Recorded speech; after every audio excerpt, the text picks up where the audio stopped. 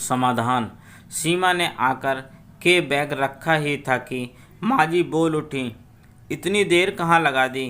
पता ना समीर की तबीयत खराब रहती है और तुम हो कि दिन पर दिन आज़ाद होती जा रही हो। देवर मलय भी उसे गुस्से से घूर रहा था। सीमा का मन हुआ उल्टे पैर लौट जाए।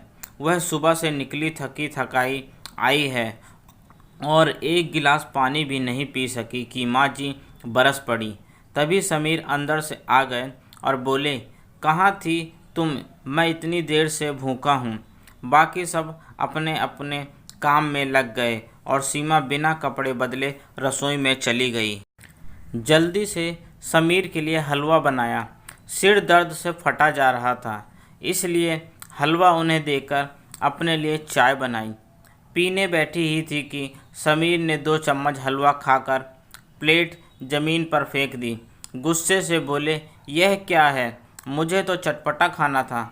माँ जी निकल आई, समीर को मनाने लगी, कहने लगी, बेटा राजा बेटा, अभी मैं इसको कसकर डांटती हूँ। सीमा चाय रखकर ज़मीन साफ करने लगी। उसके आंसू निकल पड़े। सोचने लगी, क्या नरक इससे बुरा होता होगा। देवर ने आकर के समीर को दवा खिला दी। वह सोने चले गए। सीमा भी कपड़े बदलकर फिर से रसोई में आ गई और देवरानी के साथ खाना बनाने लगी। उसका बेटा ट्यूशन पढ़कर आ गया था और खाना मांग रहा था।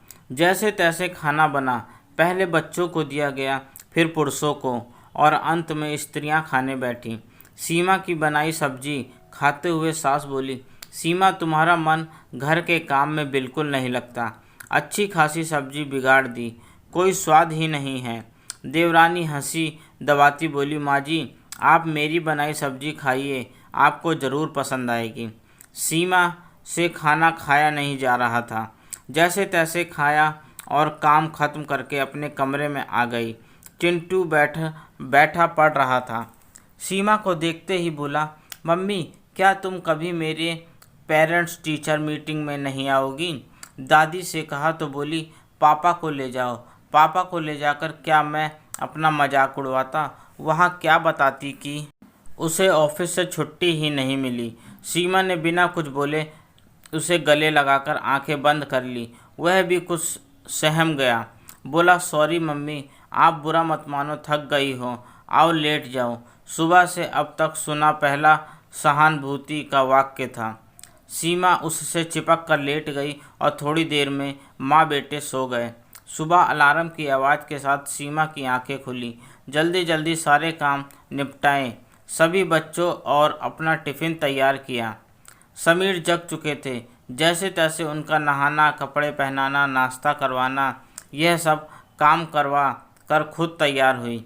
भागती हुई घर से निकल ही रही थी कि माँ जी की आवाज़ सुनाई दी, चलो सुमन संभालो, अब सब कुछ इन देवी जी की तो शाम तक की छुट्टी। बिना कोई ध्यान दिए वह बस स्टॉप तक पहुंची। किस्मत अच्छी थी, बस मिल गई। ऑफिस पहुंचते ही काम में लग गई। लंच टाइम हुआ तब उसका सादा टिफ़िन देखकर हुमा ने उसके सामने अपने टिफ़िन के छोले भटूरे रख दिए। सीमा बोली, नहीं नहीं तुम खाओ, मैं लाई हूँ टिफ़िन।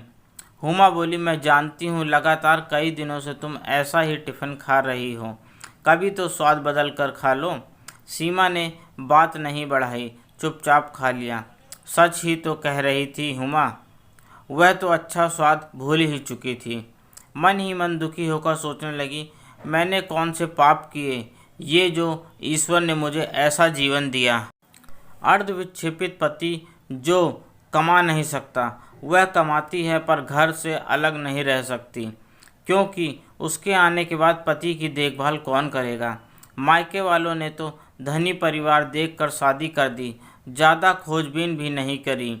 फिर शादी के दौरान समीर ने पागलपन दिखाया भी तो नहीं था। बाद में जब उन्हें दौरा पड़ा और सीमा को असलियत पता चली तो मायके वालों ने साथ ना देकर कह दिया, जो तुम्हारी तकदीर में था वह तो तुम्हें झेलना पड़ेगा, और कोई सहारा नहीं दिया। जब तक वह कुछ समझ पाती, चिंटू पेट में आ गया। चिंटू के जन्म के बाद जब आवश्यकताएं बढ़ी तब उसने नौकरी की अनुमति मांगी। घर वालों ने यह सोचकर दे दी कि कम से कम अपना खर्चा तो उठा ही लेगी। समीर का मानसिक संतुलन खराब था। वह नौकरी नहीं कर सकते थे और बिजनेस भी नहीं संभाल सकते थे। जब उन्हें दौरा पड़ता था तब उन्हें संभालना मुश्किल हो जाता था। माँ जी समीर को बहुत प्यार करती थीं, लेकिन उनके लिए करना कुछ नहीं चाहती थीं। उसकी जिम्मेदारी तो सीमा पर ही थी। वह उनकी पत्नी जो थी सीमा, समीर और चिंटू घर में रहते थे, भोजन करते थे। यहीं तक उनका पारिवारिक संपत्ति में हिस्सा था। समीर की दवाइयाँ, चिंटू के फीस, तीनों के कपड़े, यह सब सीमा को ही करना पड़ता था। देवर बिजनेस संभालते थे, इसलिए देवरानी घर में रानी बनकर रहती थी। सीमा घर और बाहर दोनों जगह पिस रही थी। ननद बच्चों की छुट्टी होने पर उन्हें लेकर मायके आ गई। सब बहुत खुश थे। शाम को किसी रेस्टोरेंट में खाना खाने का प्रोग्राम बना। सीमा को भी लगा कि चलो कुछ बदलाव अच्छा है। तभी माँ जी उसके पास आई और कहने लगी, बहू देखो, अगर समीर भीड़ भाड़ में गया और उसे दौरा पड़ गया तो मुसीबत हो जाएगी। ऐसा करो तुम उसके साथ घर पर ही रहो, हम तुम्हारा खाना पैक करवा लाएंगे। सीमा मन ही मन उबल पड़ी। मन हुआ कहे, मैं ही क्यों, आप क्यों नहीं, पैदा तो आपने ही किया है। माँ होकर आप जरा सा प्यार नहीं कर सकती। पर मन मारकर चुप रही। चिंटू भी जाने से मना करने लगा, पर सीमा ने अपनी कसम देकर उसे भेज दिया। कब वह आते कब वह खाना आता, इसलिए सीमा ने दोनों के लिए कुछ बना लिया और समीर को खिलाकर खुद भी खा लिया। जब वो आए बहुत रात हो चुकी थी। पैक किया खाना जब सीमा को पकड़ाया तो उसने कहा, हम खा चुके हैं। देवरानी के बच्चे खुशी से बोले, तब तो थोड़ी देर में हम खा लेंगे। बिना कुछ कहे सीमा अपने कमरे में आ गई। यह कोई पहली बार नहीं था। पागल तो समीर था, पर दंड सीमा भुगत रही थी। वह जानती थी उसका एक परिचय पागल की पत्नी भी है। रिश्तेदारियों, उत्सव, मनोरंजन की जगह सीमा नहीं जा पाती थी, क्योंकि घर में रहकर समीर की देखभाल करनी पड़ती थी। यदि समीर को ले जाते तो सबकी नाक कट जा सकती थी।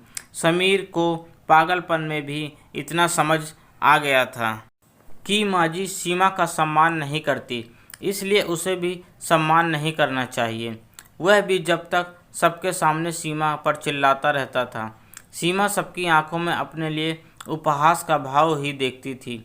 कभी कभी सीमा को लगता विक्षेपित समीर नहीं, वह खुद है। माँ जी जब तक देवर पर कितनी जिम्मेदारियां हैं यह बताने बैठ जाती। कुल मिलाकर सीमा कहीं से भी अपनापन ना पाती। मायके जाना तो उसने खुद ही छोड़ दिया था। जब उसे कुएं में धकेलकर मायके वालों ने निकालने का प्रयास नहीं किया, तब उनसे संबंध रखने का क्या लाभ। जो कुछ उसके पास आशा की किरण थी वह थी चिंटू का भविष्य। चिंटू के भविष्य में सीमा अपना भविष्य भी तलाश रही थी। चिंटू ने 12वीं की परीक्षा अच्छे अंकों से पास कर ली थी। उसने पीसीएम ले रखा था। उसका इरादा इंजीनियर बनने का था। सीमा खुशी थी कि अब शायद उसकी नाव किनारे लग जाए, बेटा इंजीनियर बन जाए। शाम को जब वह घर लौटी, घर में जोरदार बहस छिड़ी थी। सब चिंटू को समझा रहे थे कि पढ़ाई छोड़कर दुकान पर बैठना शुरू कर दे। आगे पढ़कर क्या करेगा, एक आदमी की तनख्वाह ही बचेगी। चिंटू मना कर रहा था। वह कंपटीशन में बैठना चाह रहा था।